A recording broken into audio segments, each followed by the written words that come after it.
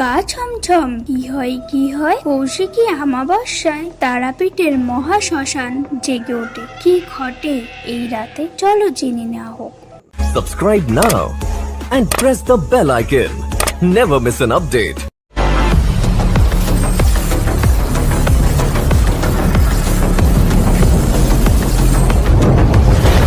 আগামীকাল বৃহস্পতিবার ভাদ্র মাসের কৌশিকী অমাবস্যা। লক্ষ লক্ষ মানুষের সমাগম ঘটে এই অমাবস্যার তিথিতে। তন্ত্র এবং সাধনার জায়গা এই তারাপীঠ। কৌশিকী অমাবস্যায় বহু তন্ত্র সাধক এসে তারাপীঠে মহাশ্মশানে মহাযজ্ঞ করে থাকেন। ইতিমধ্যেই রাশিয়া, থাইল্যান্ড, দিল্লি, মুম্বাই থেকে সাধু সন্ন্যাসীরা এসে উপস্থিত হয়েছেন। মনে করা হয় মহাশ্মশানের দেবী তারার আবাস তারাপীঠের মহাশ্মশানের জ্যোতি রূপে বাস করেন দেবী। এছাড়াও শ্মশান সংলগ্ন দ্বারকা নদী জল এই নদীর উত্তর বাহিনী। একমাত্র দেখা যায় কাশীতে, গঙ্গাতে উত্তর বাহিনী, আর তারপরে বীরভূমের দ্বারকা। অনেকেরই মতে অমাবস্যার এই তিথিতে তারাপীঠ মহাশ্মশানে মহাযজ্ঞ করলে অশুদ্ধ সাধন লাভ হয়, পূরণ হয় সকলের মনস্কামনা। অশুভ শক্তিকে তন্ত্র সাধনার দ্বারা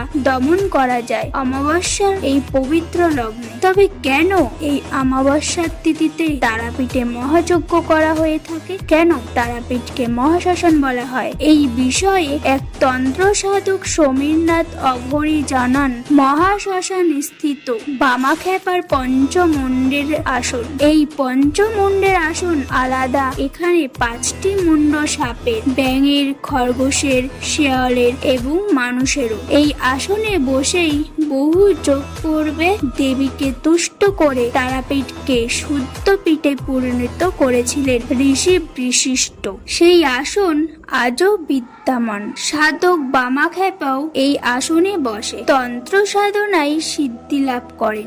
মহাশ্মশানের শ্বেতশিমূল বৃক্ষের তলায় অর্থাৎ এই আসন আজও জাগ্রত। সেই কারণেই এই শ্মশানকে মহাশ্মশান বলা হয়ে থাকে।